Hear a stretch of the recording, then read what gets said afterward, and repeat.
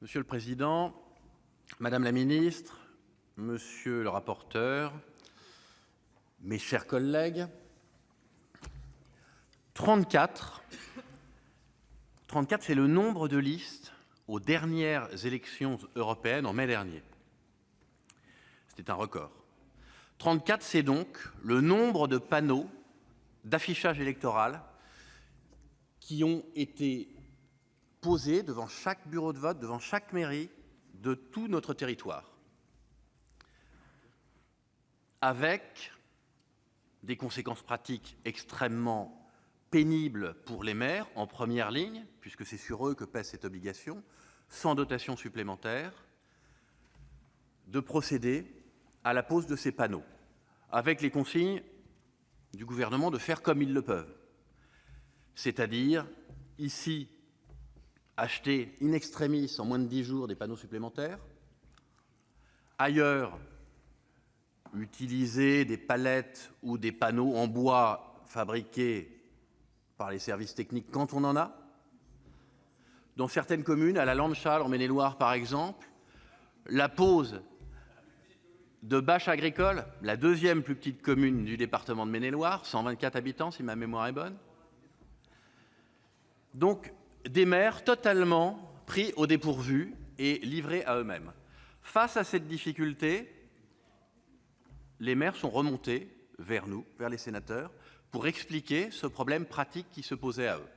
C'est la proposition de loi que je vous ai faite. Elle visait deux objectifs. Le premier, dès lors qu'on a constaté, et donc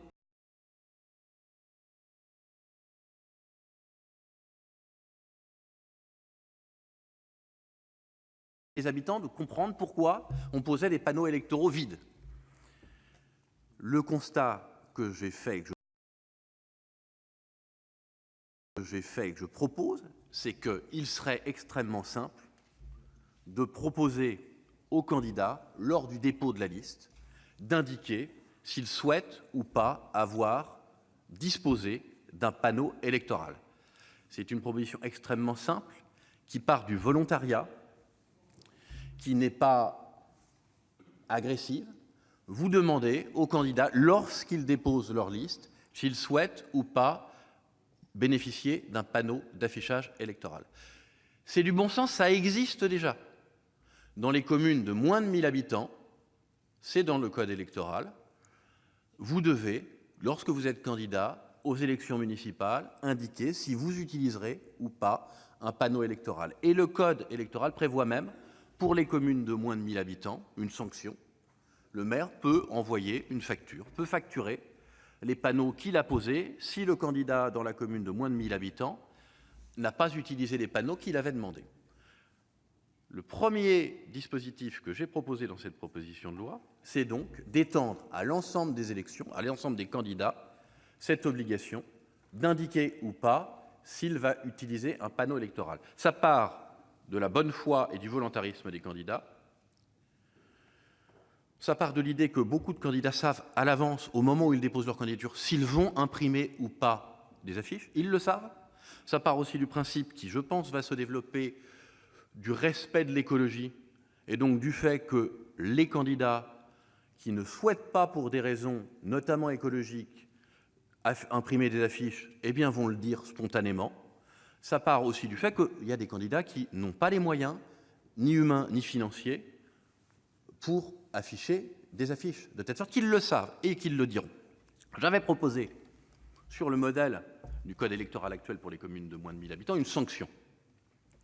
Après échange avec la commission des lois et principalement son rapporteur, François Bonhomme, dont je salue la qualité du travail, il nous est apparu que cette sanction était compliquée, cette sanction qui existe pour les communes de moins de 1000 habitants, à généraliser à toutes les élections.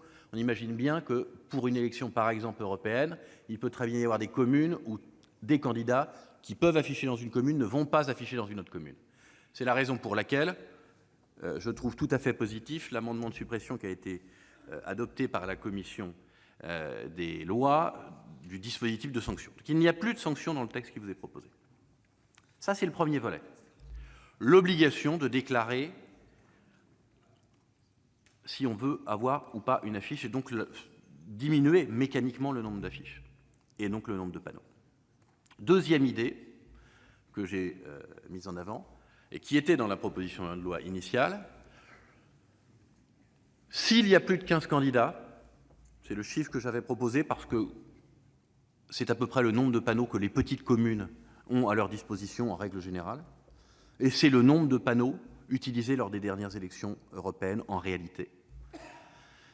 S'il y a plus de 15 candidats, j'avais proposé qu'on diminue par 2 la taille des affiches. On m'a indiqué, là encore dans des échanges extrêmement constructifs avec la commission des lois, que cela posait une difficulté parce que les candidats, en règle générale, impriment leurs affiches assez tôt, et donc ils ne peuvent pas changer au dernier moment la taille de leurs affiches.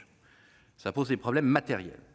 C'est la raison pour laquelle la commission des lois a déposé un amendement, a amendé le texte en proposant de transmettre au maire la charge, la liberté de diminuer la taille des panneaux et non pas la taille des affiches, pour éviter justement cette difficulté de changer la taille des affiches au dernier moment.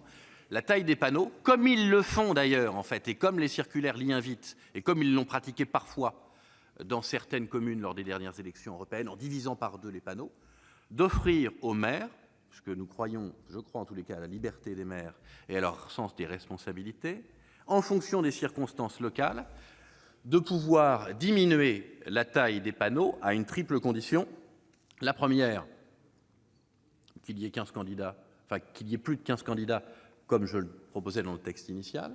La deuxième, qu'il n'ait pas de panneaux en nombre suffisant à leur disposition, ce qui est une disposition de bon sens, proposée par la commission des lois. Et la troisième, qu'on respecte évidemment l'égalité de traitement entre chaque candidat, c'est-à-dire que chaque candidat ait la même taille de panneaux à sa disposition.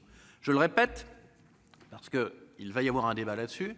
À mon sens, et je pense que j'ai bien compris les intentions, me semble-t-il, de la commission des lois, il ne s'agit pas de diminuer la taille des affiches pour éviter la difficulté d'impression, mais bien de diminuer, de s'adapter en fonction des circonstances locales, à l'échelle de la commune, d'adapter la taille des affiches.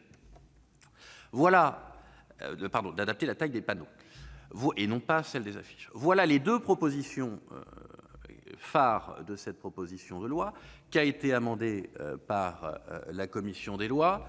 Je salue à nouveau la qualité du rapport du rapporteur de la commission des lois. Je salue vraiment la qualité des échanges que nous avons eus avec François Bonhomme, et j'ai adhéré pleinement aux améliorations qui ont été effectuées par la commission des lois. Il y avait un 2e article dans ma proposition qui portait sur les bulletins de vote, puisqu'il y a un autre problème qui a été soulevé aux élections européennes, c'est le fait que le vote électronique, enfin pas le vote électronique, le vote par bulletin imprimé à la maison et donc transmis par voie électronique par les candidats se développe, qu'aux dernières élections, il était prévu que les bulletins devaient faire exclusivement au gramme près 70 grammes, que de fait, les papiers qui sont en circulation ne sont pas nécessairement de 70 grammes, que la plupart du temps, ce sont des papiers de 80 grammes par mètre carré, de telle sorte, et ce d'autant plus,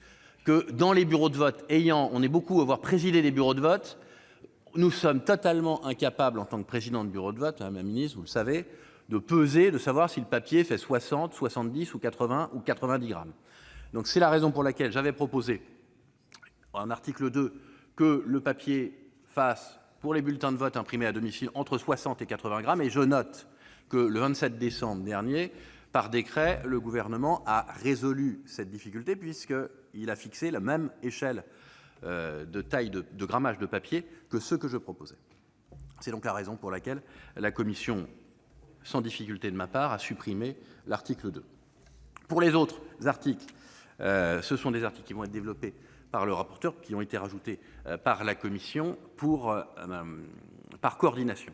Voilà, Madame la Ministre, mes chers collègues, il s'agit simplement d'une proposition de bon sens pour adapter notre législation les panneaux à la pratique et à l'explosion du nombre de candidats dans les années futures. Je vous remercie. Merci, cher collègue. Dans la suite